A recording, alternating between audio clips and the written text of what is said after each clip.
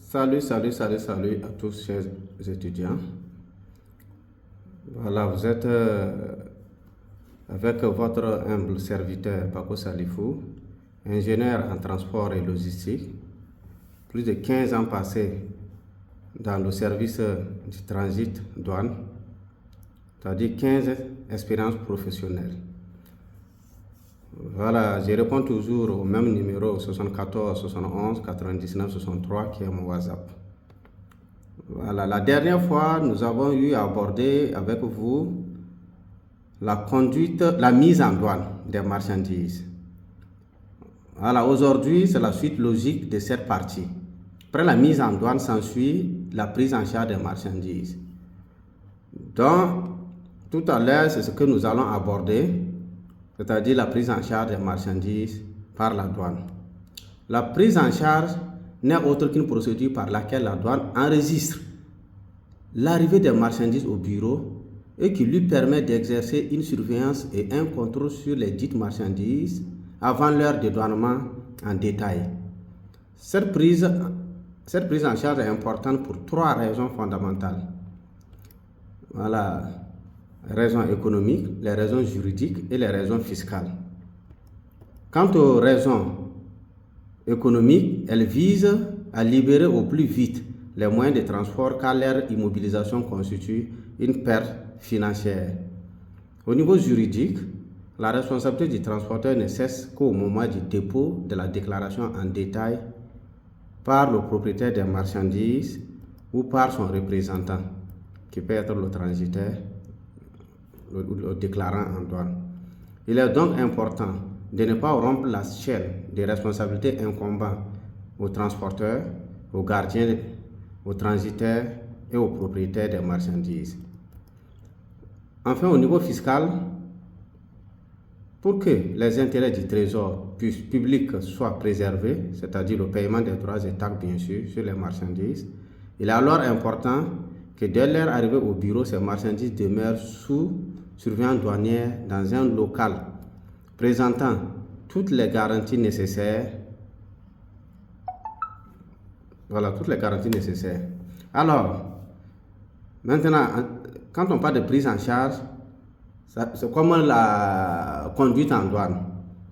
La prise en charge, il y a la prise en charge à l'importation, il y a la prise en charge à l'exportation. Qu'est-ce que la prise en charge à l'importation? La prise en charge physique dans les magasins et aires de dédouanement, c'est ce qu'on appelle généralement les MAD. À ce propos, l'article 72 du Code des douanes UEMOA fait cas de la création, la durée du séjour, admission, responsabilité de l'exploitant, etc., etc. Définit le régime des MAT et terminaux à conteneurs. Le magasin est un local appartenant à une personne physique ou morale. Ça peut être la chambre de commerce, ça peut être la maison de transit, dans lesquelles sont entreposés sous douane avant le dédouanement en détail des marchandises. Ce local constitue un prolongement juridique du moyen de transport, tout à fait. Il doit être couvert et clos suivant le système de la double clé. Deux clés dont l'une est détenue par le service des douanes et l'autre par l'exploitant sont nécessaires à l'ouverture et à la fermeture des magasins. À ce niveau, si l'une des parties est absente, on ne peut pas avoir accès au magasin, vu que c'est bouclé à double clé, que ce soit à la fermeture ou à l'ouverture.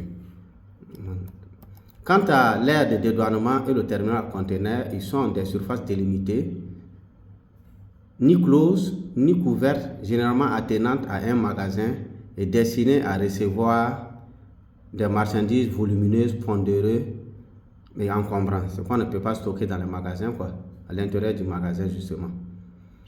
Les responsabilités et obligations de l'exploitant. Ces responsabilités font l'objet d'un engagement garanti par une soumission cautionnée. Voilà, la responsabilité des infractions constatées dans le magasin comme si elles étaient commises à bord du moyen de transport. Le déplacement des marchandises dans les endroits prescrits par le service des douanes. La responsabilité d'obtempérer à toute réquisition du service des douanes en vue d'assister à l'ouverture des colis.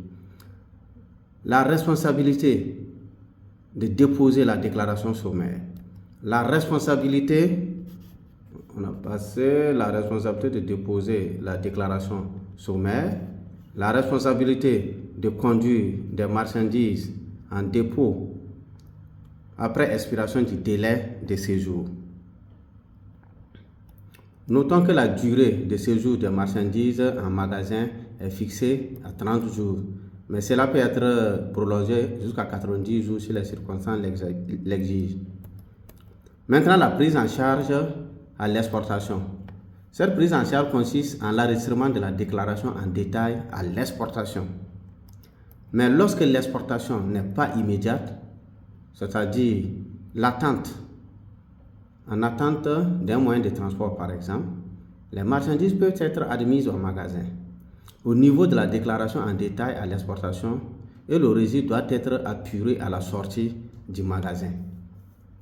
Voilà de façon collectée ce qu'on entend par prise en charge des marchandises par l'administration des douanes, qui est la suite de la mise en douane que nous avons vue la fois passée. C'est des étapes qu'il faut connaître. Puis après maintenant la prise en charge des marchandises par l'administration des douanes, viendra ensuite le dédouanement maintenant des marchandises proprement dites. Voilà, ce dédouanement des marchandises fera l'objet de notre prochaine sortie. Voilà, donc nous allons nous limiter à là pour vous permettre de comprendre depuis le début ce que c'est que la conduite en douane, ce que c'est que la route légale, le rayon des douanes, la mise en douane, la prise en charge des marchandises par l'administration des douanes. Et la prochaine fois maintenant, le dédouanement des marchandises proprement dites. Ok, bonne soirée à tous et à la prochaine. Bye bye.